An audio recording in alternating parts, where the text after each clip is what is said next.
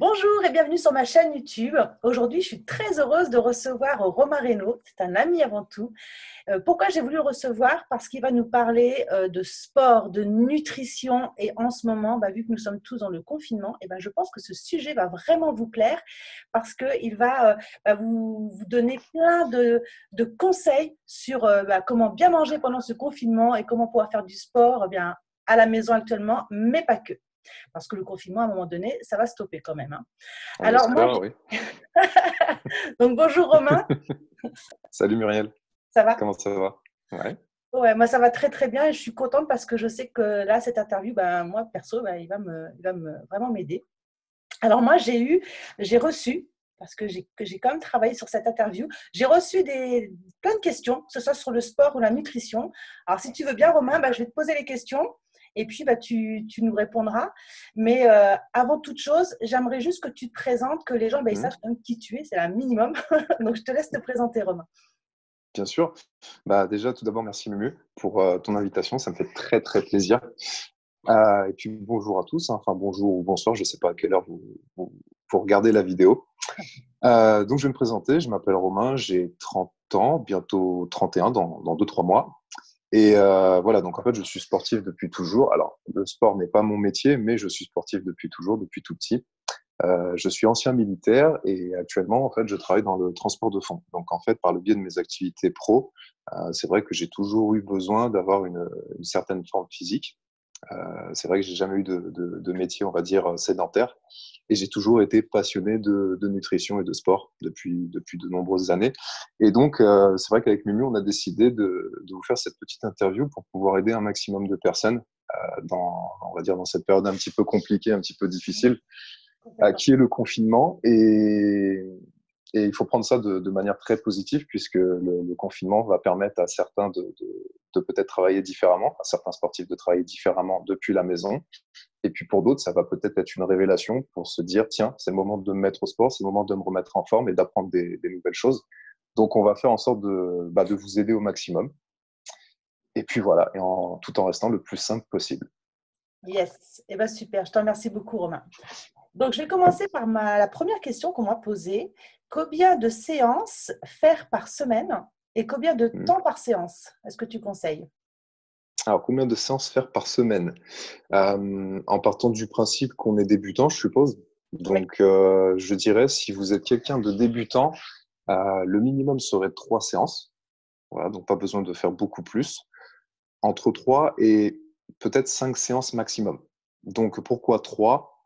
Parce qu'une personne qui est débutante n'a forcément pas l'habitude disons, de travailler les bons exercices tout de suite. Donc, il faut que le système nerveux puisse se mettre en place et commencer à comprendre comment fonctionnent tout simplement ses muscles. Et à partir de là, le plus important est de répéter plusieurs fois en fait les mêmes exercices le plus souvent possible. Et c'est pour ça que ce que je conseille à vraiment un débutant qui démarre, c'est de faire 3 séances de sport par semaine en travaillant tout le corps à chaque séance. Et Comme combien de ça temps? laisse à peu près 48 heures donc, de repos entre chaque séance, ce qui est très bien. Et puis, ça peut être, sachant qu'on est en confinement, ça peut être des séances de 30 minutes, de 20 à 30 minutes, ça suffit largement. D'accord, super. Combien de fois travailler ses muscles par semaine? 2 fois, je dirais 2 fois. 2 fois, pourquoi? Parce que, on va dire que les professionnels, eux, peuvent se permettre des fois de travailler une seule fois leurs muscles par semaine s'ils veulent un développement musculaire.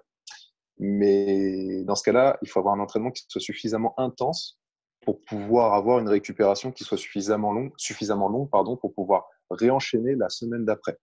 Donc pour quelqu'un comme toi, Mumu, comme moi, ou comme quelqu'un de normal qui a un travail à côté de la musculation ou du sport, dans ce cas-là, 2 fois, c'est très très bien. C'est un bon ratio. D'accord. Et combien d'exercices par muscle faut faire? 1 à 2, ça suffit. 1 à 2, ça suffit? Ouais, largement. D'accord. Alors, combien de séries et de répétitions faire pour les abdos et les autres muscles? Pour les abdos et puis quoi, excuse-moi, je t'ai pas entendu. Et les autres muscles. Et les autres muscles. C'est la question qu'on se pose souvent, c'est se dire, OK, il y a des exercices pour certains muscles et puis il y a la partie abdos. Donc, déjà, on va aussi casser un peu le mythe, c'est que les abdos, c'est un muscle comme les autres. Donc, il n'y a pas en fait de différence entre les abdos et un biceps, un triceps les pectoraux, par exemple.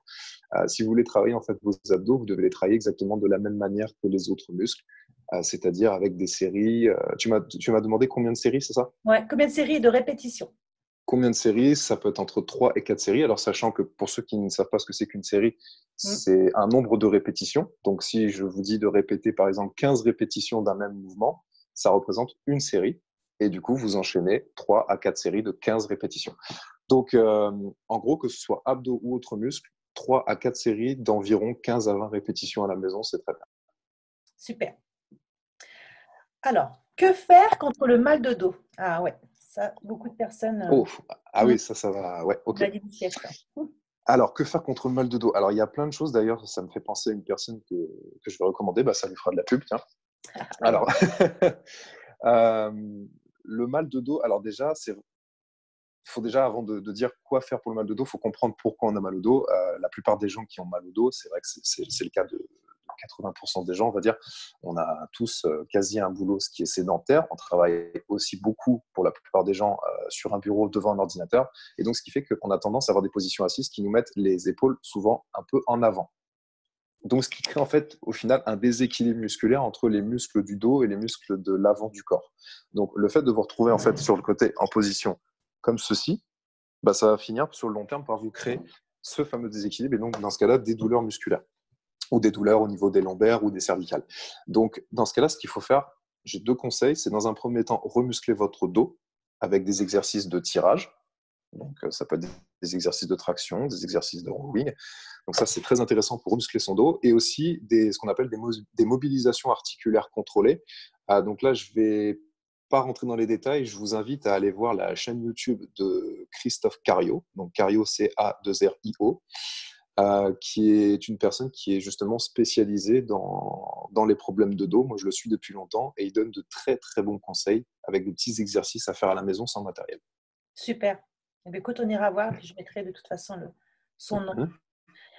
Mhm. Ok. Alors, je suis débutant et je me mets au sport pendant le confinement. Par quoi commencer? Je trouve que c'est une très bonne question, ça. Alors, je suis débutant et je veux commencer pendant le confinement. Oui. Alors, par quoi commencer? Des exercices de base. Des exercices de base, comme par exemple des squats. Alors, quand je dis des exercices de base, ce que j'entends par là, c'est des exercices en fait qui permettent d'utiliser plusieurs muscles en même temps. Parce que vous avez des exercices de base et des exercices d'isolation qui permettent d'isoler un muscle à la fois. Et les exercices de base, comme par exemple des squats, des pompes ou des tractions, ça vous permet de travailler beaucoup de muscles en même temps. Et je vous invite à commencer par ce genre d'exercice, surtout pendant votre confinement et à vide, c'est-à-dire sans aucun matériel. Faites beaucoup de répétitions de squats à vide, faites beaucoup de pompes et faites des tractions si vous avez la possibilité de faire des tractions. Et je vous garantis que déjà, vous allez avoir quelques courbatures pendant quelques jours. Ok. Pour se créer un programme, y a-t-il des critères individuels à prendre en compte? Ouais, ouais, ouais, il y en a beaucoup. Ouais, beaucoup de critères. Alors, c'est vrai qu'on peut trouver sur Internet beaucoup de programmes de base, programmes un Oui. peu généraux, on va dire. Donc, c'est vrai que c'est bien, ça peut aider pour commencer, mais malheureusement, ça ne prend pas en compte tous les critères justement individuels, comme par exemple les problèmes de santé. Voilà, si vous avez des problèmes cardiovasculaires, si vous avez peut-être des soucis comme des petites douleurs, des tendinites, des blessures, voilà, peut-être une opération que vous avez eue au niveau de l'épaule, du genou, des hanches, peu importe. Donc ça, les exercices qui sont adaptés à une personne ne seront pas forcément adaptés à une autre personne. Et ça, malheureusement, je ne peux pas vous le dire là comme ça en 2 minutes, Oui. puisque je ne vous connais pas, je ne vous ai pas vu. Mais par contre, il faut prendre en compte voilà, les différentes douleurs et aussi la longueur des membres et des muscles. Voilà, parce que tout le monde n'est pas fait de la même manière, tout le monde n'a pas les mêmes tailles de muscles, les mêmes tailles de membres, ce qui fait que certains exercices ne seront pas adaptés en fonction de justement tous ces critères. Donc là, ce que je vous invite à faire dans ce cas, c'est de vous retourner vers un coach ou quelqu'un qui s'y connaît dans votre entourage pour lui demander conseil. Est-ce que par hasard, si on vient te voir, tu serais capable de nous aider à ce niveau-là? Alors oui, dans ce cas-là, si quelqu'un veut venir me poser des questions, oui, on peut me contacter soit sur Facebook, soit sur Instagram. D'accord. Et je ferai de mon mieux. Pendant le confinement, c'est vrai que j'ai eu pas mal de demandes, mais je ferai de mon mieux pour répondre au plus de personnes. Super. Super. Merci beaucoup, Romain. Allez, on continue. Là, j'ai des courbatures. Que faire? Tu te tais, tu subis. Non, je plaisante. Alors, les courbatures, deux choses. Vous pouvez faire deux choses. Première, boire beaucoup.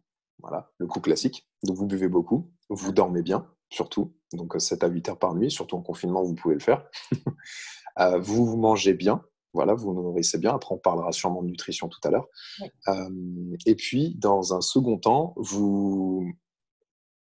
on va dire que vous devez travailler vos muscles le plus souvent possible. Donc, ça peut paraître paradoxal, mais plus vous allez travailler vos muscles, plus vos muscles vont s'habituer au mouvement que vous allez lui imposer, et moins vous allez avoir de courbatures. Je vous donne mon exemple. Moi, j'ai très peu de courbatures après mes séances, à part peut-être l'arrière des cuisses où je dois être un peu tendu de manière générale, mais c'est vraiment la seule partie du corps où j'ai des courbatures assez régulières. Le reste du corps, jamais. D'accord. Ah, une belle question. J'aime bien celle-ci, surtout en ce moment. Je n'ai pas de matériel chez moi. Comment puis m'entraîner? Est-ce que tu as Alors, des idées, des conseils là-dessus? ouais, j'ai des idées. Alors, si vous avez des élastiques, c'est super. Donc, vous pouvez vous entraîner avec des élastiques. Pour ceux qui n'ont pas du tout d'élastique, dans ce cas-là, qui n'ont absolument aucun matériel, un manche à balai, des livres, des sacs à dos et des bouteilles d'eau. Ok. Alors, pourquoi? Parce que Ok, le balai. Ok, qu'est-ce qu'on fait avec le balai? Alors, les sacs à dos, pourquoi? Parce que les sacs à dos vous permettent, au lieu d'avoir des poids en fonte, ça vous permet en fait de mettre des charges. Donc, vous allez mettre des bouquins dans des sacs à dos. Et avec un sac à dos, c'est très simple. Vous pouvez faire des mouvements de curl, des mouvements pour les triceps. Vous tenez votre sac derrière. Avec des bouteilles d'eau, vous pouvez tenir une bouteille dans votre main et dans ce cas-là, faire des mouvements d'élévation latérale comme ceci. Voilà, vous avez plein d'exercices pour les épaules, les bras, etc. Et puis, en ce qui concerne les balais, il suffit de prendre un manche à balai, pardon, et de mettre les sacs de chaque côté avec justement des bouquins dedans. Et vous pouvez faire, par exemple, des squats. Vous mettez le balai sur votre dos et hop, vous faites vos squats. Ou Génial. vous pouvez faire des mouvements de tirage aussi. Voilà. Donc après, si vous voulez, par exemple, tu m'as parlé d'Instagram tout à l'heure, de venir me contacter. Si vous avez besoin de voir des exemples d'exercices, sur Instagram, j'ai mis beaucoup d'exercices que je fais en vidéo que vous pouvez prendre sans aucun problème et vous pouvez vous en inspirer si vous le souhaitez. Super. Merci beaucoup, Romain. Ensuite, travailler au poids du corps est-il efficace? Oui, oui. Jusqu'à un certain stade, mais oui. En fait, surtout si vous êtes débutant, je dirais même que si vous êtes débutant, commencer par du travail au poids de corps, c'est même nécessaire. C'est très, très intéressant puisque des exercices de squat, de pompe ou de traction, ça va vous permettre quand même de soulever une charge qui est assez importante, qui est votre propre poids. Donc attention, je ne dis pas que vous êtes tous lourds, je dis juste que pour votre corps, que vous pesiez 50, 60, 80 ou 90 kilos, il faut les soulever. Voilà, il faut soulever ce poids-là. Donc malgré tout, si vous faites des squats et que vous pesez 80 kilos comme moi par exemple, vos cuisses supportent 80 kilos sur un mouvement de flexion et d'extension. Donc avec ça, si vous jouez sur des tempos d'exécution ou des temps de repos qui sont courts entre les séries, vous pouvez avoir une congestion qui va devenir assez optimale et dans ce cas-là, avoir un développement musculaire qui le sera aussi. Génial. Alors, comment remplacer la course à pied pendant mon confinement? Ah, ça c'est un Ouais. message à tous les joggeurs Il y en a du beaucoup, hein. confinement. Il y en a Et c'est vrai. beaucoup. Mais ça, par contre, je tiens à dire qu'il y en a qui mentent. Il y en a qui bougeaient pas de l'année. Et là, bizarrement, on est tous en confinement. Ils sont tous devenus joggeurs professionnels. Alors, donc, pour répondre à ta question, si vous voulez remplacer le jogging, je suppose que c'est dans ce cas-là, vous voulez juste avoir des exercices cardio. Si vous avez un vélo à la maison, donc je parle un vélo de maison, un vélo d'appartement. Dans ce cas-là, vous pouvez remplacer le jogging par ça. Et sinon, vous avez des exercices qui sont très simples, comme par exemple le fameux talon-fesse, où vous êtes debout et puis vous sautez sur place en faisant claquer le talon sur vos fessiers. Vous avez les montées de genoux, vous avez les sprints sur place, et vous avez ce qu'on appelle les mountain climbers. Alors là, on mettra un petit lien peut-être dans la description, hein, avec une vidéo YouTube pour ceux qui ne connaissent pas. Mais si vous faites un enchaînement de ces 3-4 exercices, je vous garantis que ce sera aussi efficace, voire plus qu'un simple jogging. Super. Alors, si je fais du sport en salle habituellement, faire du sport à Mhm. domicile va-t-il me faire perdre, pardon, ma forme physique? Alors, tout dépend de votre niveau. Tout dépend de votre niveau. Si vous êtes bodybuilder pro, Ben, tant pis pour vous. J'ai envie de dire, malheureusement, vous allez perdre du muscle parce que votre corps est habitué à soulever des charges qui sont plutôt lourdes, avec des exercices qui sont très intenses. Donc, oui, forcément, vous allez partir sur des exercices beaucoup moins intenses à la maison, puisque vous n'aurez pas de charge à mettre en plus que votre propre poids. Donc, oui, vous perdrez obligatoirement du muscle. Alors, par contre, pour des gens qui sont débutants, ou qui font un peu de musculation et qui sont naturels, je ne parle pas des gens qui utilisent des produits dopants, dans ce cas-là, vous pouvez ne pas perdre de masse musculaire. Pourquoi? Parce que vous allez travailler de manière un petit peu différente. Comme moi, par exemple, aujourd'hui, d'habitude, je travaille en salle. Là, aujourd'hui, je travaille avec des élastiques et mon poids du corps. Et le fait de jouer sur différents critères comme les tempos d'exécution ou les critères dont j'ai parlé tout à l'heure, bah, ça me permet en fait disons, de renouveler un peu mes entraînements et du coup de garder ma masse musculaire actuelle, voire même de progresser sur certaines parties du corps. D'accord. Ah, question. Le sport fait-il maigrir? Ouais. Alors oui, oui, si vous mangez pas McDo tous les 2 jours. Ouais. Voilà. Si vous mangez pas McDo tous les 2 jours, parce que là, évidemment, j'ai envie de dire que le sport, oui, fait maigrir, mais vous avez la nutrition qui est un élément essentiel. Il y en a qui disent que c'est 20% d'entraînement, 80% de nutrition. Moi, je dis c'est 100%, 100%. Voilà. C'est si vous avez la nutrition mais pas de sport, ça sera des résultats médiocres et vous aurez des résultats médiocres. Et si vous faites uniquement du sport mais que vous avez une alimentation dégueu, excusez-moi du terme, là c'est pareil. Vous aurez une très mauvaise récupération, un très mauvais développement musculaire et forcément une très mauvaise perte de gras. Donc il faut faire les deux. Ok. Comment se motiver à faire du sport pendant le confinement? Parce que c'est vrai que c'est pas évident pour tout le monde de se Mmh. motiver, hein. Comment se motiver? Alors déjà, premièrement, j'ai envie de dire de regarder des gens, peut-être grâce aux réseaux sociaux, qui eux font du sport tout le temps. Donc suivez-en un maximum. Prenez des vidéos. Aujourd'hui, il y a plein de gens qui font des vidéos gratuites pendant le confinement qui vous donnent des séances toutes faites. Donc n'hésitez pas. Moi, je connais des gens dans mon entourage là, qui font pas spécialement de sport, mais qui se mettent à suivre des youtubeurs là, pour justement s'y mettre. Et ça les motive. Deuxième conseil que je peux vous donner, c'est essayer de vous trouver 2-3 potes qui veulent faire ça avec vous. Comme ça, vous vous fixez des séances à faire ensemble.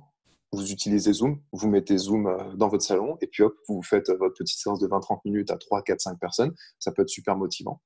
Alors, Zoom, pour Ouais, ceux qui ne connaissent pas, Zoom, c'est une application qui est gratuite, que vous pouvez télécharger. C'est comme Skype. Donc, vous pouvez, voilà. Qu'est-ce que c'est que ce Zoom? Parce que beaucoup connaissent pas. ouais, c'est vrai, c'est vrai. Voilà, ça peut être Donc Zoom, Zoom, ça peut être Skype, exactement, peu ça peut être importe. Skype, même sur Messenger en vidéo. Messenger en Ouais. visio, voilà, peu importe. Ok. Mais voilà, trouvez-vous des amis pour faire ça. Et puis le dernier conseil que j'ai à donner, c'est pensez plutôt à ce qui va vous arriver si vous vous mettez à ne plus du tout bouger et à rester confiné pendant 2 mois, voire 3 mois si ça se passe comme ça. Imaginez ce que votre état de santé au bout de 3 mois sans activité physique. Mm. Vous allez détester vous regarder dans la glace, vous allez vous sentir mal, autant que ce soit sur la partie physique, parce qu'il n'y a pas que la partie physique, hein, la Intérieur. partie intérieure, voilà, c'est ça qui est très important avant même la partie physique. Ça, c'est secondaire. Donc, pensez à votre santé et dites-vous que si vous ne bougez pas, dans tous les cas, vous serez en mauvaise santé. Mm. Important. Donc, ça devrait motiver la plupart des gens. Super. Tout à fait. Eh ben, écoute, nous allons passer maintenant à la partie nutrition. Donc, je te remercie déjà Ça y pour est? tous les conseils sur le sport. Donc, je mettrai de toute façon en dessous la description le lien Instagram de Romain si vous voulez avoir plus de vidéos, plus de conseils. Allez le voir. Et au niveau de la nutrition, j'ai une question. Enfin, j'en ai plusieurs. La première question, Mmh. c'est la question un peu banale, je dirais, mais comment manger équilibré? Question banale, mais, Ah, mais super importante. tout à fait. Super importante. Alors, comment manger équilibré? Respecter, en fait, juste, bon, je vais me répéter, mais respecter un équilibre des macros, de ce qu'on appelle les macronutriments et les micronutriments que vous avez dans votre plat.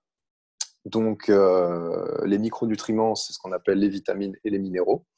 Et les macronutriments, vous en avez trois, c'est ce qu'on appelle les glucides, les lipides et les protéines. Et en fait, dans chacun de vos plats, vous devez avoir en fait les trois macronutriments à chaque fois que vous mangez. C'est très important. Des fois, je vois des gens qui n'ont que des glucides dans leur plat, qui n'ont que des protéines, et ça manque toujours de quelque chose. Donc, le but, c'est d'avoir les trois. Je vais prendre un tout petit peu de temps sur cette partie-là, parce que c'est une question importante. Donc, à quoi, en fait, servent les macronutriments? Vous avez, dans un premier temps, les protéines, en fait, qui vous permettent de garder votre masse musculaire ou de construire de la masse musculaire. Donc, c'est très important d'en manger le plus souvent possible. Surtout si vous avez une activité sportive, parce que pendant que vous faites du sport, vous dégradez vos muscles. Donc, en fait, vous détruisez vos muscles.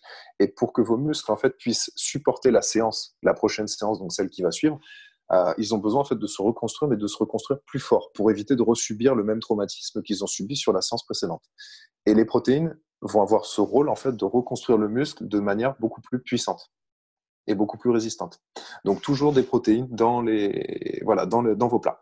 Ensuite, les glucides. Donc, ça, vous pouvez considérer que c'est votre source d'énergie, surtout pour les sportifs. Donc, si vous faites du sport, il vous faut des glucides dans votre alimentation. Donc, les glucides, ça peut être le riz, les pâtes, le quinoa, les patates douces, etc. Vous en mettez un petit peu, pas besoin non plus de se faire des assiettes de pâtes de 3 kilos, ça sert à rien du tout. Avec ça, vous allez stocker du gras. Et ensuite, le troisième point, les lipides, donc ça, c'est ce qu'on appelle les matières grasses. Donc, contrairement à ce que la plupart des gens pensent, les matières grasses ne veulent pas dire, que ce sont vos ennemis. Ça ne veut pas dire que vous allez prendre du poids ou que vous allez prendre du gras. Les matières grasses, vous en avez absolument besoin pour le bon fonctionnement de votre corps. C'est très, très, très important. Donc, vous avez besoin de vos huiles d'olive, des avocats, des poissons gras, etc. Vous pouvez aussi les retrouver dans les noix, les oléagineux, les noix de cajou, les amandes, etc. Voilà. Donc, utilisez ces 3 points-là et rajoutez, pour ceux qui ont encore faim après avoir mis des assiettes équilibrées, rajoutez des légumes, toujours. Mangez des légumes à chaque fois que vous prenez votre repas, tout simplement. Et faites 3 repas par jour au minimum. Génial. Eh bien, écoute, merci pour ce super conseil. Est-ce qu'on doit manger comme d'habitude pendant le confinement? Alors, tout dépend de ce que tu as l'habitude de manger hors confinement. Mhm. Alors, je prends 2 exemples. Si tu as quelqu'un qui fait du sport depuis toujours, ou même pas de sport, mais qui mange sain, j'ai envie de dire, confinement ou hors confinement, mange comme d'habitude. Je peux juste donner un petit point particulier, c'est les glucides. Peut-être diminuer les portions de glucides légèrement, puisque forcément, même si vous faites du sport pendant votre confinement, vous bougez moins que dans votre journée de travail. Vous ne sortez pas de chez vous, vous êtes assis devant Netflix pour la plupart, hein, moi le premier, et ça, voilà, votre métabolisme ralentit obligatoirement. Donc vous êtes plus sujet à terme à stocker du gras assez facilement. Donc diminuer un peu l'apport en glucides et rester sur un apport plutôt intéressant de lipides, légumes et protéines. Voilà. Et pour ce qui est des personnes qui ont l'habitude de mal manger hors confinement, là, dans ce cas-là, je vous conseille de faire un vrai rééquilibrage alimentaire, de prendre les points qu'on vient de citer juste avant sur la question précédente, ou même, voilà, si vous le souhaitez, vous venez me voir et puis j'essaierai de vous donner des conseils personnalisés en fonction de ce que vous avez l'habitude de vous manger. Super. Alors, faut-il prendre des collations? Et si oui, quoi? Qu'est-ce que tu conseilles? Alors, des collations. Pas forcément. Moi, ça m'arrive de prendre aucune collation. Ça dépend si vous avez eu 3 plats assez conséquents ou pas. Ça dépend aussi de votre sensation de faim, parce qu'il y a des gens qui n'ont pas forcément faim entre les repas. Le but, c'est pas de forcer votre organisme à manger quand il vous demande rien. Voilà, donc ça, il faut aussi savoir s'écouter. Euh, donc, je dirais, pour les personnes qui mangent 3 repas et qui ont besoin d'une petite collation, généralement, vous n'aurez pas besoin de collation entre le repas du matin, enfin le petit déjeuner et le repas du midi, mais il se peut qu'entre le repas du midi et celui du soir, voilà, vous ayez 8 heures d'écart, et dans ce cas-là, qu'à 16h, 17h, vous ayez un petit creux. Dans ce cas-là, ce que je conseille, c'est de prendre une petite poignée d'amandes ou de noix de cajou. Mmh. Voilà, ça c'est très intéressant. Ça, c'est très calorique, mais c'est des bonnes calories, donc ça vous cale. De prendre 1 ou 2 fruits. Voilà, et peut-être, je sais pas, un jus de fruits. Alors, un jus de fruits fait maison, pas un jus de fruits en barquette, hein. C'est juste du sucre, c'est pas bon.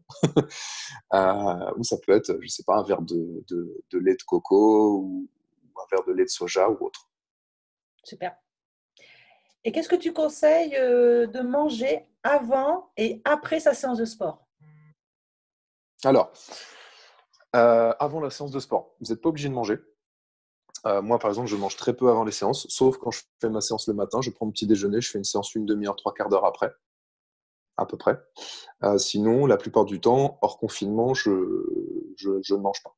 Voilà. Je veux dire, si vous avez un apport en fait suffisant tout au long de la journée, vous n'aurez pas besoin de prendre de collation avant. En revanche, si vous en ressentez le besoin, vous sentez que vous allez avoir un coup de fatigue pendant votre séance, je vous conseille de prendre ce qu'on appelle des glucides simples. Donc, c'est des glucides qui vont s'ingérer rapidement dans votre organisme. Donc, ça peut être en fait sous forme par exemple, de bananes, de dattes, de figues, etc. Voilà, les dates, pour ceux qui aiment, c'est excellent. Vous en mangez 2 ou 3 avant la séance, vous allez avoir un petit coup de patate qui va vous faire du bien et vous allez tenir toute votre séance sans problème. Et pour ceux qui aiment le café ou le thé, un petit verre de thé ou un petit verre de café, ça peut faire l'affaire aussi. Donc ça, c'est pour avant la séance. Et après la séance, le but, c'est de recharger tout de suite ces réserves d'énergie qui ont été épuisées pendant la séance. Et dans ce cas-là, vous pouvez faire le même processus qu'avant, manger 2 ou 3 dates et ensuite prendre votre repas à partir de, au minimum, 45 minutes à 1 heure après l'entraînement. Un repas complet. D'accord. Super. J'espère que ça vous plaît. En tout cas, moi, j'adore. Les conseils sont géniaux. J'ai une autre personne qui me dit, voilà, je fais du sport tard le soir et je n'ai pas faim. Que faire? Mhm. Hum. Ah, c'est un point particulier celui-là. C'est-à-dire qu'il fait du sport à 23 heures. Bon. Euh, que faire? Alors, je te conseille, dans ce cas-là, si tu fais du sport très tard le soir mais que tu n'as pas faim, malheureusement, c'est pas le meilleur moment de faire du sport. C'est vu que tu vas te coucher juste après. Donc, c'est-à-dire que déjà, tu vas jeûner pendant 8 heures pendant toute ta phase de sommeil, donc pendant toute la nuit. Et en plus de ça, vu que tu auras fait du sport, ton corps va demander des sources d'aliments, donc protéines, lipides, glucides, pour pouvoir reconstruire ses muscles, pour pouvoir se recharger en énergie, etc. Donc, je dirais que si vraiment tu ne peux pas du tout manger, bah, tant pis, dors comme ça et fais-toi un énorme petit déjeuner au réveil. Voilà, donc composé pareil des 3 macronutriments. Et si jamais tu as la possibilité quand même de prendre un petit truc à manger avant de dormir, bah, je t'invite à prendre quand même 1, 2 ou 3 dates avec, pourquoi pas, un œuf dur. Ok, Voilà, l'œuf dur, ça peut être efficace. Ça t'évite, voilà, tu fais cuire ton œuf pendant que tu fais ta séance. Au bout de 9 minutes, tu l'as et tu le gobes en fin de séance. Ça peut limiter la casse. d'accord.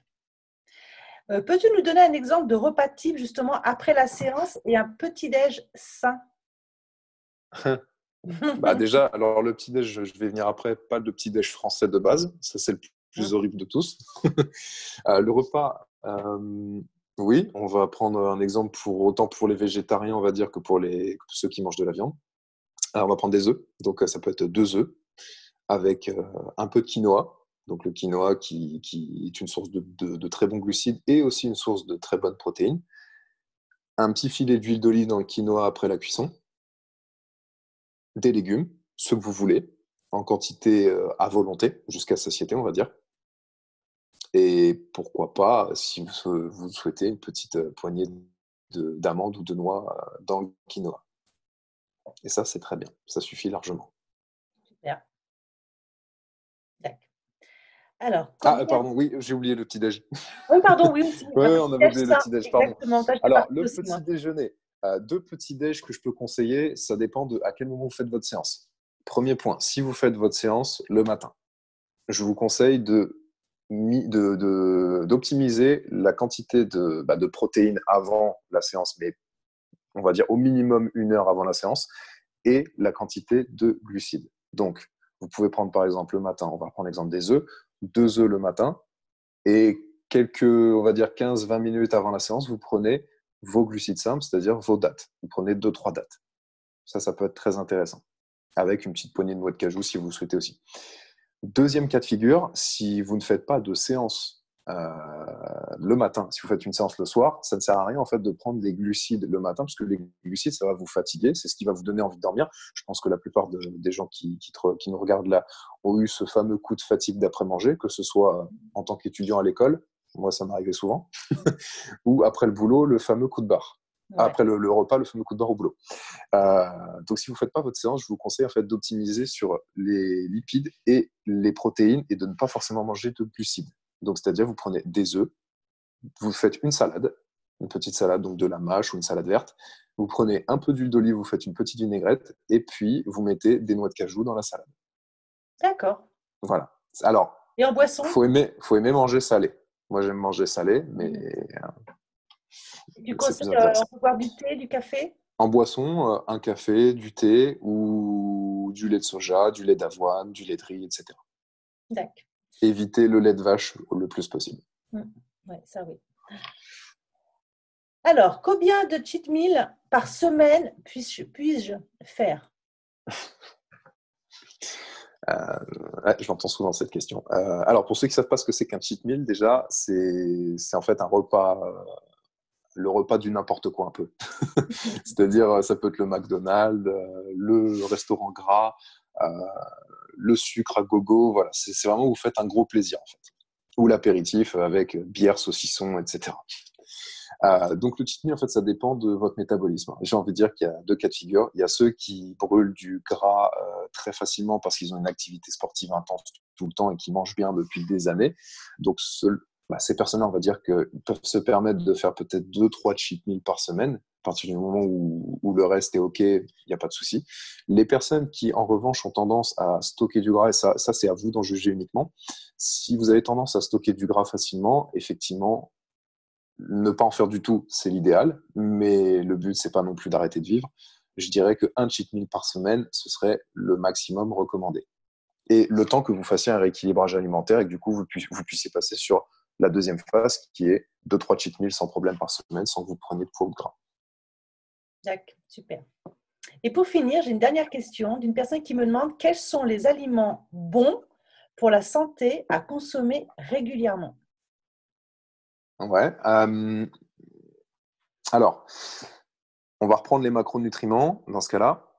Alors déjà, on peut prendre les légumes donc pour les vitamines, donc les fruits et les légumes pour les vitamines. Donc vous pouvez en consommer régulièrement. Les légumes à chaque repas. Les fruits, vous en consommez peut-être en collation. Alors, je vous invite à ne pas consommer de fruits après vos repas. Oui. D'accord? Donc, pour éviter justement qu'ils pourrissent au-dessus des autres aliments pendant la digestion. Donc, si vous voulez consommer un fruit, consommez-le quand votre ventre est vide. C'est plus intéressant. Donc, c'est pour ça que c'est mieux en collation. Ensuite, au niveau des protéines, les aliments qui sont à privilégier, donc ce sont les œufs, les viandes blanches, comme le poulet par exemple, le poisson. Voilà. Ça peut être essayer de limiter le saumon à 1 à 2 fois par semaine, pas plus. Ensuite, ça peut être toutes les sources de soja, voilà, les galettes de soja, le tofu. Voilà, ça, c'est des sources de protéines qui sont très intéressantes. Ensuite, au niveau des glucides, donc là, je conseille tout ce qui est quinoa, patates douces, riz basmati, pâtes semi-complètes. Voilà, ça, c'est ce que je conseille. Ensuite, au niveau des lipides, là, je conseille des huiles, donc tout type d'huile, principalement l'huile d'olive, les noix de cajou, les amandes, les graines de lin aussi, qui peuvent être broyées dans un mixeur. Et puis, c'est déjà pas mal. C'est déjà pas mal. Voilà, donc si vous suivez déjà ces quelques aliments, ces quelques directives, logiquement, vous aurez des repas très équilibrés et vous pouvez les consommer en bonne quantité. Le dernier avantage, je me permets d'en parler, c'est que votre corps, contrairement aux aliments industriels ou aux aliments très sucrés, en fait, il a ce qu'on appelle des récepteurs qui vous permettent de savoir à quel moment il faut arrêter d'en manger. Par exemple, je vous mets au défi de manger une quantité astronomique de bananes. Je pense qu'au bout de la deuxième, voire la troisième banane au maximum, votre corps va vous dire stop, j'en peux plus. À la quatrième, je vomis. c'est obligé. Donc voilà, vous aurez l'avantage parce que le corps est bien fait, il sait à quel moment il doit s'arrêter, à partir du moment où les aliments ne sont pas transformés. Donc évitez les aliments industriels et transformés le plus possible. Génial. Eh bien, écoute, merci beaucoup Romain pour ces super conseils, que ce soit au niveau sport, au niveau nutrition. On en a vraiment besoin actuellement, mais bien sûr, je me doute bien que tous les conseils que tu nous as apportés, ce n'est pas forcément uniquement pendant le confinement, hein, c'est bien sûr Non. après. En tout cas, c'était très instructif. Moi, j'ai adoré. J'espère que ça vous a plu. Je vais vous mettre les coordonnées de Romain en dessous dans la description. Si vous voulez aller voir des exercices qu'il fait sur son Instagram, allez voir, allez même discuter avec lui parce qu'il est vraiment de très, très bons conseils. Ça, j'en sais quelque chose. Et encore une fois, merci beaucoup, Romain. Merci à toi, Mémé. Je t'en prie, c'était vraiment un réel plaisir. Et puis, je vous retrouve pour une prochaine vidéo très prochainement. Et en tout cas, n'hésitez pas de partager, de liker, de commenter autour de vous. Si cette vidéo elle vous a plu, allez-y, partagez-la et faites profiter tout le monde. Belle journée, belle soirée. Ça dépend à quelle heure tu regardes cette vidéo. Bye. Bye bye, bon sport. Yes.